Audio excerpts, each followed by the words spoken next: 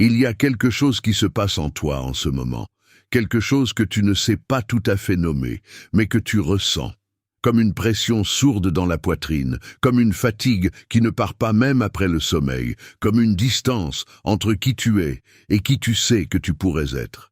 Tu as traversé des choses qui t'ont changé, des désillusions qui ont éteint une lumière que tu portais autrefois. Des trahisons qui t'ont appris à fermer des portes que tu avais ouvertes avec confiance. Des saisons si longues, si sèches, si silencieuses, que tu as fini par te demander si Dieu t'avait oublié, ou pire, s'il avait simplement décidé de regarder ailleurs. Et quelque part dans ce chemin, ton cœur a commencé à se durcir. Pas d'un coup, doucement, comme de la terre qui sèche sous un soleil sans pluie. Tu ne t'en es peut-être pas rendu compte. Mais aujourd'hui, ici, maintenant, quelque chose te ramène, et ce n'est pas un hasard. Ce que tu as traversé était réel, la douleur était réelle, l'abandon que tu as ressenti était réel, les larmes que tu as versées seul dans le noir, en te demandant pourquoi Dieu semblait si loin, tout cela était réel. Et il serait faux de minimiser ce que le désert t'a coûté. Il t'a coûté de la joie, il t'a coûté de la confiance. Il t'a coûté des années que tu n'aurais jamais imaginé passer dans cette sécheresse. Certains d'entre vous ont perdu plus que ça. Une relation, une santé, un rêve, une version de vous-même que vous pleurez encore sans vraiment le dire à quelqu'un. Le désert ne demande pas la permission, il s'installe, il s'étend, et si tu n'y prends pas garde, il te convainc que c'est tout ce qui existe. Mais il y a quelque chose que le désert fait, que tu n'as peut-être pas encore vu. Il révèle, il dépouille. Il enlève tout ce qui n'est pas essentiel jusqu'à ce qu'il ne reste que la question centrale. À quoi tiens-tu vraiment? Pas à quoi tu dis tenir. À quoi tu tiens vraiment quand tout le reste est parti? Beaucoup de gens entrent dans le désert avec une foi confortable, une foi qui fonctionnait bien quand la vie fonctionnait bien. Et ils découvrent, dans le silence et la sécheresse, que cette foi-là était construite sur des attentes plutôt que sur une relation. Sur des bénédictions plutôt que sur celui qui bénit, sur ce que Dieu pouvait faire plutôt que sur qui Dieu est. Et alors le désert fait son travail, pas le travail de la punition, le travail de la purification. Il y a une différence énorme entre ces deux choses, même si dans la douleur du moment elles peuvent sembler identiques. La punition cherche à détruire, la purification cherche à transformer. Et Dieu qui connaît ce que tu portes, ce que tu es devenu, ce que le temps t'a fait, Dieu ne cherche pas à te détruire. Il cherche à te redonner un cœur capable de vivre, capable d'aimer, capable de croire à nouveau. Parce que ce cœur de pierre qui s'est formé en toi, tu sais de quoi je parle. Ce cœur qui ne pleure plus facilement, ce cœur qui garde ses distances. Ce cœur qui dit Amen en bouche, mais qui est devenu incapable d'être vraiment ému, vraiment touché, vraiment renversé par la présence de Dieu. Ce cœur qui a appris à survivre au lieu d'apprendre à vivre. Ce cœur-là n'est pas ta vraie identité, c'est une armure. Une carapace construite couche par chaque blessure qui n'a pas été soignée, chaque prière qui semblait ne pas avoir de réponse, chaque moment où tu as tendu la main vers le ciel et senti le silence. Et aujourd'hui, Dieu veut toucher cette armure. Non pas pour te laisser exposé et vulnérable au monde, mais pour te donner quelque chose d'autre à la place. Quelque chose qu'il a promis depuis longtemps, quelque chose que les prophètes ont annoncé, quelque chose qui n'est pas de la faiblesse mais de la puissance véritable. Un cœur de chair, un cœur qui sent, un cœur qui vibre, un cœur capable de recevoir ce que Dieu veut donner. Mais avant d'aller là, il faut regarder honnêtement quelque chose. Parce que pour beaucoup, le cœur de pierre ne s'est pas seulement formé à cause de la souffrance. Il s'est formé aussi à cause de choix. Des choix répétés de s'éloigner. Des matins où la prière était possible et où tu as choisi autre chose. Des appels que tu as entendus et auxquels tu as dit « plus tard », tellement de fois que « plus tard » est devenu « jamais ». Des compromis que tu as commencé à appeler nuances, des péchés que tu as appris à nommer différemment pour ne plus avoir à les appeler péchés. Pas parce que tu es mauvais, mais parce que l'âme humaine, laissée sans nourriture, finit par trouver des substituts. Elle finit par s'adapter à vivre avec moins. Elle finit par appeler normal une condition qui était censée être temporaire. Tu sais à quoi ressemble cette anesthésie spirituelle. Tu te souviens peut-être d'une époque où la parole de Dieu t'émouvait différemment, où la prière n'était pas une obligation, mais un besoin, où la présence de Dieu n'était pas quelque chose que tu décrivais en termes théologiques, mais quelque chose que tu ressentais. Et il y a quelque chose en toi, en ce moment même, qui compare cette époque à aujourd'hui, et qui sait qu'il y a un écart, peut-être un petit écart, peut-être un gouffre, mais il est là. Et la tentation est de s'y habituer. La tentation est de dire que c'est la maturité, que la foi émotive de tes débuts était naïve, que ce que tu as maintenant, cette foi sobre, distante, fonctionnelle, c'est de la profondeur. Mais ce n'est pas de la profondeur, c'est de la distance. Et la différence entre les deux est que la profondeur te rapproche de Dieu dans le silence, alors que la distance te convainc que le silence est normal. La profondeur produit des racines. La distance produit du bois mort. Et il y a quelque chose d'autre que le désert a fait, que personne ne dit vraiment ouvertement, il a pu blesser ta vision de Dieu lui-même. Peut-être que tu ne lui fais plus totalement confiance. Pas d'une façon que tu avouerais facilement, mais quelque part, dans les couches les plus profondes de ce que tu ressens face à lui, il y a une question que tu n'as jamais vraiment déposée. Pourquoi tu as laissé ça arriver? Pourquoi tu n'as pas répondu quand j'avais le plus besoin? Pourquoi le chemin que tu m'as donné ressemblait si peu à ce que tu avais promis? Ces questions ne sont pas de l'incrédulité, elles sont de l'honnêteté. Et Dieu, le Dieu de la Bible, pas le Dieu de la religion de façade, ce Dieu-là peut accueillir ces questions. Il les a entendues dans la bouche des psalmistes. Il les a entendues de Job. Il les a entendues de ceux qui ont tout donné et se sont retrouvés dans le désert. Et il n'a pas rejeté ces voix-là. Il leur a répondu, pas toujours avec des explications, mais avec une présence. Parce que le désert n'est pas le signe que Dieu t'a abandonné. Le désert est souvent l'endroit où Dieu parle le plus clairement, parce que c'est l'endroit où il n'y a plus rien d'autre pour couvrir sa voix. Pas de distraction, pas de confort artificiel, pas de religion de performance, juste toi et lui. Et ce qu'il veut te dire dans ce désert-là, ce n'est pas « tu as mérité ça », ce n'est pas « regarde tout ce que tu as raté ». Ce qu'il veut te dire, c'est « je suis là, je ne suis jamais parti ». Et ce qui t'arrive en ce moment, même la douleur, même la sécheresse, même le silence, je peux en faire quelque chose que tu n'as pas encore imaginé. Il y a une promesse dans Ézéchiel, une promesse qui a traversé des siècles, une promesse qui n'était pas adressée à des gens parfaits, mais à un peuple dispersé, brisé, exilé, qui avait tout perdu et qui s'était lui aussi demandé si Dieu les avait oubliés. Et dans ce contexte-là, Dieu a dit quelque chose d'extraordinaire. Je vous enlèverai votre cœur de pierre et je vous donnerai un cœur de chair. Non pas si vous vous améliorez, non pas si vous méritez. Je le ferai. C'est une initiative divine, pas une récompense humaine. Et cette promesse, elle t'est destinée aujourd'hui. Mais voici ce que beaucoup de gens ne comprennent pas sur la façon dont ce changement se produit. Le cœur de pierre ne disparaît pas magiquement pendant que tu regardes un écran. Il ne se transforme pas en cœur de chair, simplement parce que tu entends de belles paroles. Ce changement exige quelque chose de toi. Il exige que tu l'accueilles. Il exige que tu dises à voix haute, même si c'est juste à l'intérieur de toi, « Oui, mon cœur s'est durci. Oui, je me suis éloigné. Oui, j'ai besoin que tu fasses quelque chose que je ne peux pas faire moi-même. » Ce n'est pas de la faiblesse, c'est la porte.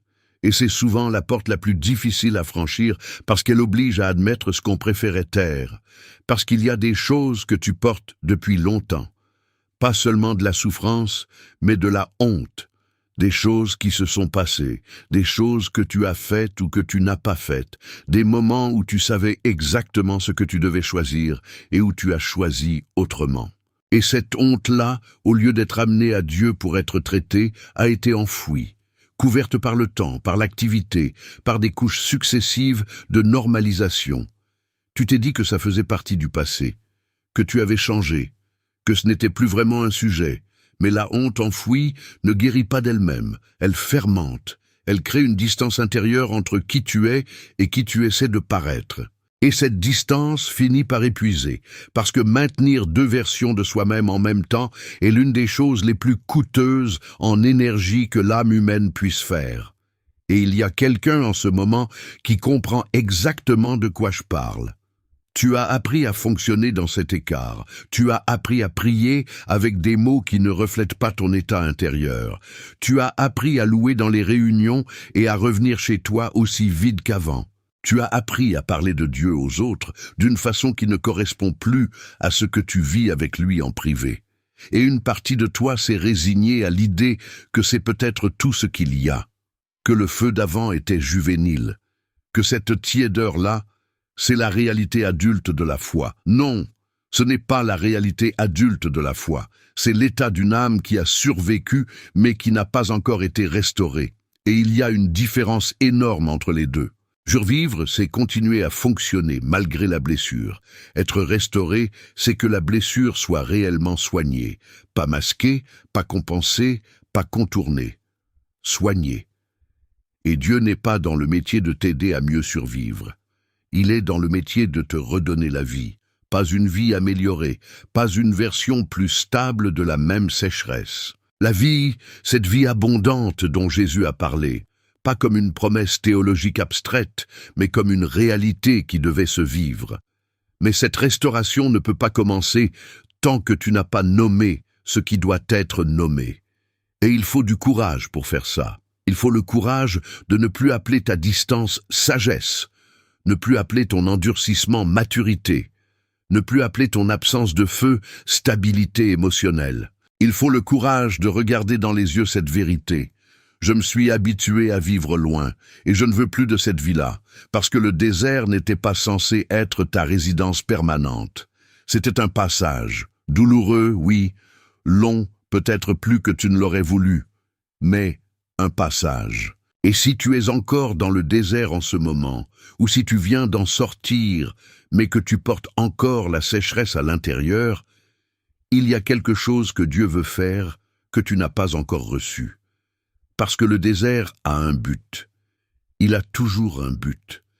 Et ce but n'est pas ta destruction, c'est ton passage à autre chose. Une autre chose qui a un nom, une forme, une réalité concrète dans la vie de ceux qui ont consenti à la transformation, plutôt que de simplement survivre à la traversée.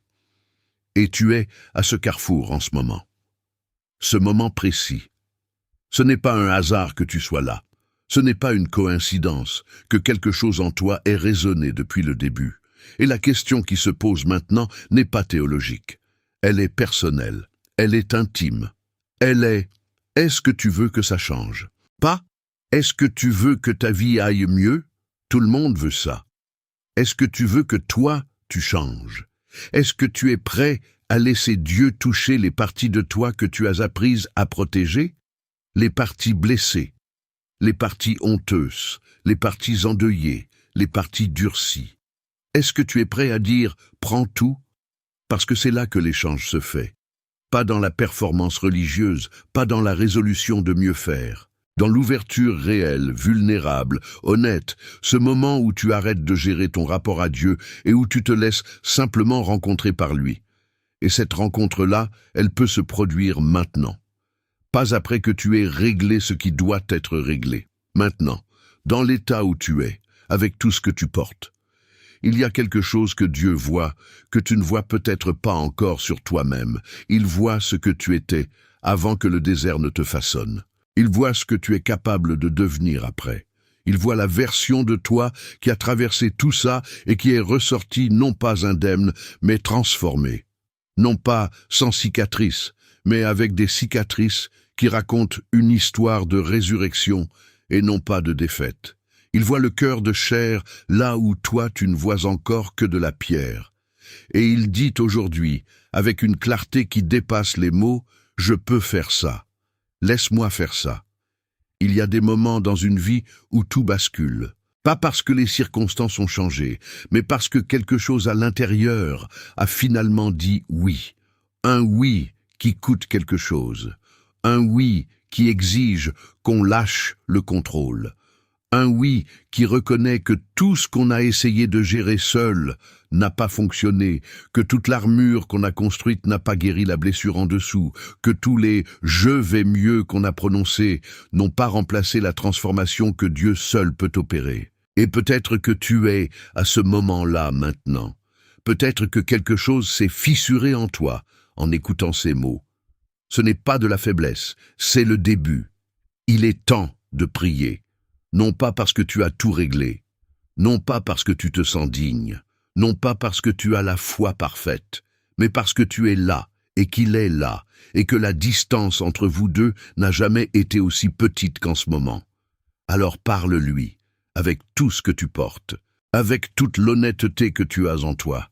Laisse les mots venir, les tiens, les vrais, pas ceux que tu penses devoir dire. « Seigneur, je suis là, pas comme je voudrais être, comme je suis, blessé, fatigué, parfois confus sur ce que je ressens pour toi. Il y a des choses dans ma vie que je n'ai jamais vraiment déposées devant toi.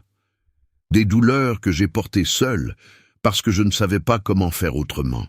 Des questions que j'ai gardées pour moi parce qu'une partie de moi avait peur de ce que tu pourrais répondre, ou peur du silence. Et dans tout ça, mon cœur s'est durci. Je ne sais pas exactement à quel moment. Je ne sais pas toutes les couches qui l'ont formé, mais je le sens, ce poids, cette distance, cette froideur à l'intérieur là où il y avait de la chaleur avant. Je ne veux plus appeler ça de la maturité. Je ne veux plus faire semblant que c'est normal. Je te dis aujourd'hui, avec toute l'honnêteté que je suis capable de rassembler en ce moment, mon cœur a besoin de toi. Pas de tes bénédictions d'abord, de toi, de ta présence, du feu que tu seul peux allumer. Je ne suis pas venu te faire une liste de promesses que je risque de ne pas tenir. Je suis venu te dire que je suis épuisé de vivre loin de toi, et que si tu peux vraiment faire ce que ta parole dit, si tu peux vraiment m'enlever ce cœur de pierre et me donner un cœur de chair, alors je te demande de le faire. Maintenant, ici. Je te parle des déserts que j'ai traversés, des saisons où ta voix semblait couverte par le silence, des moments où j'ai prié et où j'ai eu l'impression de parler dans le vide. Ces moments-là m'ont changé d'une façon que je n'ai pas toujours su nommer. Ils ont planté des doutes que j'ai gardés comme des secrets. Ils m'ont fait reculer là où j'aurais dû avancer. Et quelque part dans tout ça, j'ai appris à fonctionner sans toi d'une façon qui m'a progressivement convaincu que c'était suffisant. Ce n'était pas suffisant. Ça ne l'a jamais été. Et une partie de moi le savait tout le temps. Je te parle aussi des fautes. Pas seulement des erreurs involontaires, des choix conscients, des moments où je savais exactement ce que tu me demandais et où j'ai choisi autrement. Pas une fois, des fois. Et avec le temps, j'ai appris à ne plus vraiment appeler ça comme c'était. J'ai appris à vivre avec ces choses-là sans te les apporter, comme si les enfouir suffisait à les effacer. Mais tu vois tout. Et ce que tu vois, tu ne le regardes pas avec les yeux de la condamnation. Tu le regardes avec les yeux de quelqu'un qui attend. Qui a toujours attendu? Qui attend encore en ce moment même que je te le dise clairement? Alors je te le dis, j'ai péché. Pas de façon abstraite et générale, vraiment, concrètement, dans des domaines précis que tu connais mieux que moi-même. Et je ne viens pas te demander de fermer les yeux dessus. Je viens te demander de pardonner. Pas parce que j'ai mérité ce pardon, parce que Jésus l'a payé, et parce que dans la croix, il y a quelque chose qui dépasse tout ce que j'ai fait et tout ce que je n'ai pas fait. Cette grâce-là, je la reçois aujourd'hui. Non pas comme une théologie abstraite, comme une réalité vivante, personnelle maintenant. Je te parle des blessures, des gens qui m'ont fait du mal, des situations qui ont laissé des marques, des trahisons qui ont rendu la confiance plus difficile, même la confiance en toi. Il y a des endroits à l'intérieur de moi qui ont été fermés à clé depuis longtemps. Des endroits que j'ai appris à ne pas revisiter parce que ça faisait trop mal. Et je te demande d'entrer là. Pas de réparer rapidement, pas de passer par-dessus, pas de minimiser. D'entrer là et de soigner vraiment. De faire ce que personne d'autre ne peut faire, ce travail profond, lent, sûr de quelqu'un qui m'aime assez pour toucher ce qui fait mal. Parce que je crois, Même si cette foi est petite en ce moment, même si elle est abîmée, même si elle a des fissures partout, je crois que tu es capable de transformer ce désert. Je crois que ces années, ces saisons, ces larmes n'ont pas de sens dans leur totalité si tu n'en fais pas quelque chose. Et je te fais confiance pour ça. Pas parce que je comprends tout, pas parce que j'ai les réponses à toutes mes questions, mais parce qu'au fond, même au fond de l'endurcissement, même au fond de la distance, même au fond de la sécheresse, il y a quelque chose en moi qui sait encore que tu es bon, que tu es fidèle, que tu ne lâches pas. Alors je ne lâche pas non plus. Je ne pars pas. Je reste ici, devant toi, avec tout ce que je suis et tout ce que je ne suis pas encore. Et je te demande une chose. Fais de moi quelqu'un de nouveau. Pas une version améliorée de ce que j'étais avant. Quelqu'un de nouveau. Quelqu'un dont le cœur a été touché si profondément par ta présence que la tiédeur ne peut plus être confortable. Quelqu'un qui a traversé le désert et en est sorti avec quelque chose que seul le désert pouvait produire. Quelqu'un qui témoigne non pas d'une vie sans épreuve, mais d'une vie où tu étais là dans chaque épreuve et où ta présence a suffi. Je te demande de m'enlever ce cœur de pierre. Je te demande de m'en donner un de chair. Je te demande que la pluie revienne là où il y avait de la sécheresse, que la voix revienne là où il y avait du silence, que la joie revienne, pas la joie de surface, la joie profonde, celle qui ne dépend pas des circonstances parce qu'elle est ancrée dans quelque chose que les circonstances ne peuvent pas toucher. Fais ça en moi. Tu as promis que tu pouvais, et je te crois. Amen. Ce qui vient de se passer, si tu as prié ces mots-là avec sincérité, si quelque chose s'est ouvert en toi pendant que tu les prononçais, c'est le début d'un chemin, pas une arrivée, le début. Et ce chemin-là a besoin d'être continué, pas dans l'isolement, pas seul avec tes pensées et tes bonnes intentions. Il a besoin d'être nourri, entouré, alimenté par des voix qui te rappellent ce que tu as reçu aujourd'hui quand la fatigue reviendra. Et elle reviendra. Le désert t'a appris à survivre seul, mais ce à quoi tu es appelé maintenant ne se vit pas seul. La transformation qui a commencé aujourd'hui, le cœur qui a commencé à ramollir, la présence que tu as touchée dans cette prière, tout ça a besoin d'espace pour continuer à se déployer. Et cet espace existe. Il existe dans cette communauté. Si quelque chose a résonné en toi aujourd'hui, reste. Abonne-toi à ce canal, non pas parce que tu as besoin de plus de contenu, mais parce que tu as besoin de continuer à être confronté, à être encouragé, à entendre des vérités qui te maintiennent dans ce que tu as reçu aujourd'hui. Ce qui se passe ici n'est pas de l'entertainment spirituel. C'est un espace pour des gens qui refusent de se contenter de survivre, pour des gens qui ont décidé que le désert n'aura pas le dernier mot. Et dans les commentaires en dessous, ne te contente pas de passer. Si quelque chose a été touché en toi aujourd'hui, si une phrase a mis le doigt sur quelque chose que tu portais, si la prière a ouvert une porte que tu avais fermée depuis longtemps, dis-le. Pas pour les autres, pour toi. Parce qu'il y a quelque chose de puissant dans le fait de nommer à voix haute ce qui se passe à l'intérieur. Il y a quelque chose qui se confirme, qui s'ancre, qui devient réel d'une façon différente quand on cesse de le garder dans le silence intérieur. Et tu n'es pas seul.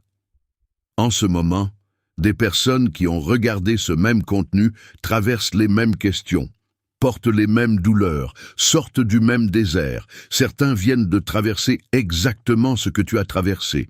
D'autres sont encore au milieu de la sécheresse. D'autres en sont sortis et témoignent de l'autre côté. Cette communauté n'est pas parfaite, elle est humaine, mais elle est en mouvement, et le mouvement dans la bonne direction vaut plus que l'immobilité confortable. Abonne-toi. Partage ce contenu avec quelqu'un que tu sens être dans un désert en ce moment. Pas parce que tu as toutes les réponses pour lui, mais parce que parfois, il suffit de tendre quelque chose qui dit « Tu n'es pas seul là-dedans » et reviens. Reviens la semaine prochaine. Reviens dans les moments de doute. Reviens quand le cœur de pierre menace de reprendre sa place. Reviens te rappeler de ce que tu as touché aujourd'hui. Ce canal existe pour une seule raison, que des gens comme toi, comme moi, comme ceux qui regardent en ce moment, ne se contentent pas de mener une vie chrétienne de surface, qu'ils aillent en profondeur, qu'ils acceptent la transformation difficile, douloureuse parfois, mais réelle et durable, qu'ils sortent du désert avec quelque chose que le désert ne peut donner qu'à ceux qui ont consenti à le traverser vraiment. Alors dis-nous dans les commentaires, qu'est-ce qui a été touché en toi aujourd'hui? Qu'est-ce que tu portes depuis trop longtemps sans le nommer? Qu'est-ce que tu aimerais voir abordé ici, dans cet espace, parce que tu sais que tu n'es pas le seul à en avoir besoin? Tes mots pourraient être exactement ce qu'un autre a besoin de lire pour ne plus se sentir seul dans sa sécheresse. Le désert est fini pour toi. Pas parce que tout est résolu, mais parce qu'aujourd'hui, tu as dit oui à celui qui peut en faire quelque chose. Et ce oui-là, il ne revient pas vide.